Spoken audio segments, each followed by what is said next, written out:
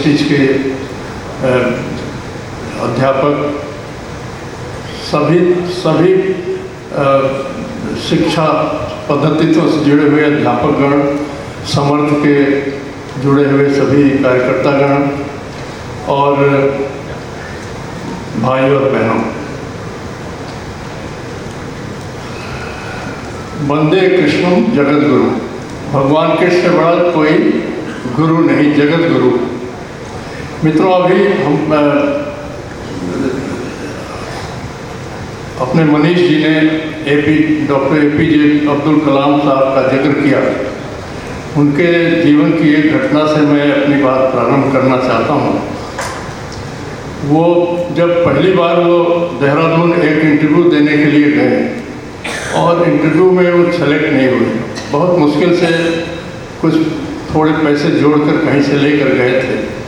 तो वहाँ से लौट करके वो उनके जीवन में ये आता है घटना कि आए और आकर के जो हरिद्वार और ये ऋषिकेश में वो गंगा जी के किनारे घूम रहे थे। सवेरे स्वामी शिवानंद जी निकले। उन्होंने देखा कि एक नौजवान जो है यहाँ बिल्कुल निराशाजनक स्थिति में घूम रहा है और उन्होंने उनसे पूछा क्या बात है। उन्होंने कहा कि मैं बड़ी मुश्किल से तो कुछ पैसा लेकर आया था और सिलेक्शन रिजेक्ट हो गया। मैं जीवन में तो मैं क्या करूं। तो उन्होंने कहा कि ऐसा है कि इसमें तुम रिजेक्ट हुए हो तो तुम्हारे लिए ईश्वर ने कोई बहुत बड़ी चीज़ रखी होगी। और उनको भगवद गीता के बारे में उन्होंने बताया और निष्काम कर्मयोग की शिक्षा दी। और उसके बाद वो जीवन भर भगवद गीता के बारे में वो पढ़ते रहे। मैं जो वकील था, भारत सरकार का वकील था, तो DRDO के चेयरमैन थे, तो उनका मैं वकील भी रहा DRDO के चेयरमैन के रूप में। और एक खेल गांव में छोटे उसमें रहते थे। सवेरे भगवद गीता पढ़ते थे, वीणा वादनी का वीणा बजाते थे। वो पूरे जीवन में कहाँ से कहाँ पहुँचे। मतलब भगवद गीता के उन सिद्धांतों को मान करके, निष्काम कर्मयोग को मान करके आज सबसे बड़ी परिस्थिति यह है कि किसी विद्यार्थी का नंबर कम हो गया तो वो आत्महत्या करने की सोचने लगता है और क्या स्थिति पैदा हो गई है। मैं यहीं से शुरू करना चाहता हूँ। शिक्षा के बारे में हमारे पूर्व के वक्ताओं ने, कल आला जी ने और भी वाइस चांसलर साहब ने अभी इसके पहले बताया काफ़ी चीज़ें। मैं तो विधि और न्याय के क्षेत्र का व्यक्ति हूँ, परंतु मैंने भगवद गीता को देखा तो भगवद गीता में 16वें अध्याय के 5वें श्लोक में ये लिखा है कि मनुष्य की केवल 2 जातियाँ हैं और एक जिनके अंदर देवता के गुण है, दूसरे असुर। शिक्षा के माध्यम से ज्ञान प्राप्त करके और उसमें उन्होंने इंग्रेडिएंट्स दिए हैं कि कोई व्यक्ति जो है वो देव गुणों से दैवी संपदा के मालिक कैसे हो सकता है। 16वें अध्याय का श्लोक 1, 2 और 3 उसमें दिया है कि क्या क्या गुण है। 25 गुण उन्होंने दिए हैं। अभयम, संस्कृति आदि ढेर सारी हैं। और दूसरे तरह के मनुष्य होते हैं जो असुर हैं। कई ऐसे विधाएँ हैं, कई ऐसे पंथ हैं जो शिक्षा देते हैं तो उससे देवता पैदा हो ही नहीं सकते। शिक्षा मित्रों, शिक्षा के माध्यम से ही ज्ञान प्राप्त होता है और ज्ञान से ये स्पष्ट सिद्धांत है कि ज्ञान से पवित्र कुछ भी नहीं है। ज्ञान से पवित्र कोई तत्व नहीं है। भगवान कृष्ण सबसे बड़े शिक्षक थे और उन्होंने जो भगवद गीता में अर्जुन उनका विद्यार्थी था और वो शिक्षक के रूप में थे। जो ज्ञान योग के 14वें अध्याय के अभी जो हम लोग बात कर रहे थे, सेवा, श्रद्धा और संस्कार, इसके बारे में उन्होंने 2 श्लोक बहुत अच्छे हैं। चौथे अध्याय का 34वां और 39वां श्लोक। जिसमें उन्होंने साफ साफ कहा है कि जिस ज्ञानी पुरुष के पास जाइए और उससे कुछ सीखना हो तो पूर्ण रूप से सरेंडर करके जाना पड़ेगा, पूर्ण रूप से सरेंडर, सेवा करना पड़ेगा। और प्रति प्रश्न न क्वेश्चन आंसर, भगवद गीता में भी भगवान से प्रश्न किया कृष्ण ने, और प्रश्न ही उत्तर है, वही गीता का सार है, सारे एजुकेशन का पहला वो। और तो प्रति प्रश्न न सेवा करिए, पूर्ण समर्पण होकर जाइए। और श्रद्धावान लभते ज्ञानम, ये जो श्रद्धा, सेवा और संस्कार, ये तीन चीज़ों के बारे में जो जीवन मूल्य और जीवन कौशल, इन तीनों से ही गवर्न होता है। पूरी भगवत गीता ही जीवन मूल्य को कैसे, जीवन को कैसे संवारा जाए, किस प्रकार से आगे बढ़ें, इस पर निर्भर करता है। मित्रों, हम हर व्यक्ति संपूर्ण शक्तियों के साथ ईश्वर के द्वारा पैदा होता है।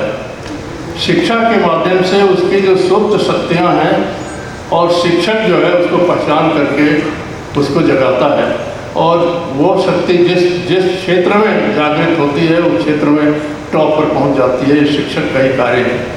कैसा शिक्षक हो, कल भाला जी ने इसके बारे में, कैसा पाठ्यक्रम हो, इसके बारे में भाला जी ने कल बहुत स्पष्ट रूप से सारी व्याख्या की है। मैं केवल इतना कहना चाहता हूँ कि प्रत्येक व्यक्ति जब पैदा होता है तो जो शूद्र ही होता है, केवल संस्कार के बल पर ही उसको द्विज बनाया जाता है, ये स्पष्ट सिद्धांत है। तो संस्कार कैसे आते हैं? शिक्षा के माध्यम से, परिवेश से, महापुरुषों के अनुकरण से। मित्रों, इसी भगवत गीता के 4th अध्याय के साफ साफ लिखा हुआ है, भगवान कृष्ण ने कहा है कि मैंने इस प्रकार के ये जो अविनाशी योग आपको दे रहा हूँ, समाज को अर्जुन के माध्यम से इसको सर्वप्रथम मैंने मनु को दिया था, और मनु से इक्ष्वाकु और सारे राजर्षियों को प्राप्त हुआ। कुछ दिनों बाद जो लुप्त प्राय होने के कारण दोबारा मैं दे रहा हूँ। तो जो गुरुकुल व्यवस्था थी हमारे भारत के अंदर शिक्षा की, जिसके अंदर रह करके और शिक्षक और छात्र इन दोनों का किस प्रकार का संबंध है, किस प्रकार से कार्य करना चाहिए, किसे शिक्षक कैसे शिक्षा दे, विद्यार्थी को क्या करना चाहिए, भोजन कैसे हो, किस प्रकार रहना हो, ये सारी चीज़ें उसमें हैं। इसी गुरुकुल प्रणाली के आधार पर 4 वेद की रचना की गई, 6 दर्शन की रचना की गई, 6 शास्त्रों की रचना की गई, इतने पुराणों की रचना की गई, इतने उपनिषदों की रचना की गई, आयुर्वेद काय चिकित्सा से लेकर के और जो सर्जरी तक इस तरह की शिक्षा की गई। उसी के आधार पर वो राम के काल में भी था, वैदिक काल में भी था, वो जो है वो बुद्ध के काल में भी आया, थोड़ा परिवर्तन होकर के इतने बड़े बड़े यूनिवर्सिटीज बनी सब। परंतु और इस्लामिक पीरियड में सबसे ज़्यादा उस पर हमले हुए, जहाँ जहाँ इस्लाम का शासन हुआ वहाँ पर गुरुकुल प्रणाली के ऊपर, मंदिरों पर हमला होता रहा। अंग्रेज़ों ने इसको सबसे ज़्यादा प्रयास किया कि समाप्त करें, और गुरुकुल प्रणाली जहाँ जहाँ अंग्रेज़ों का शासन उनका बस चला उन्होंने समाप्त किया।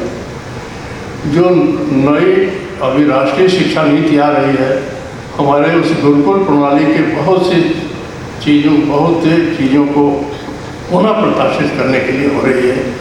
और जो बीच का कालखंड था, मैं वकील था, तो एक MBBS पास व्यक्ति आए, तो उन्होंने कहा MS में मेरा एडमिशन कराना है, वहाँ हो नहीं पाया। मैंने एक रिट फाइल किया, रिट में उसको प्रोविजनल एडमिशन हो गया। बाद में उनके एक भाई थे जो बहुत अच्छे समाज सेवक थे, समाज के लिए कार्य करते थे, उन्होंने मुझको भेजा था मेरे। बाद में मैंने उनसे पूछा कि बहुत अच्छा है कि आप MS होकर के और समाज की सेवा करेंगे। उन्होंने कहा नहीं, मैं समाज की सेवा के लिए तो नहीं जा रहा हूँ, मैं तो पैसा कमाने के लिए जा रहा हूँ, और मैं तो पेट चीर करने के बाद और पैसा ले लूँ और अगर नहीं देता है तो मरने दूँगा। इस प्रकार की बीच की परिस्थिति पैदा हो गई थी। आज चाहे वकालत के पेशे को आप देख लीजिए, चाहे वो किसी भी प्रोफेशन को देख लीजिए, चाहे वकील का हो, चाहे डॉक्टर का हो, चाहे किसी, ये सारे प्रोफेशन समाज सेवा के लिए हैं। समाज सेवा करते हुए अपनी आजीविका चलाने के लिए है, धन कमाने के लिए नहीं है। और इस प्रकार का ये अंग्रेज़ों के बाद ये 75 सालों में इस प्रकार की परिस्थितियाँ पैदा हुई कि मेरा ये मानना है कि नई शिक्षा प्रणाली और भगवत गीता के जो सिद्धांत हैं उसके अनुसार टीचर्स का अगर सृजन हो, अध्यापक का उस छात्र का उसी प्रकार से उस व्यवस्था की जाए तो पुनः हम उसी स्थिति में जाकर बहुत पूरे देश को उन्नति के शिखर को ले जा सकते हैं और हम जो है पुनः जो है पूरे भारत को विश्व गुरु बना सकते हैं। इन शब्दों के साथ मैं अपनी वाणी को विराम देता हूँ। धन्यवाद।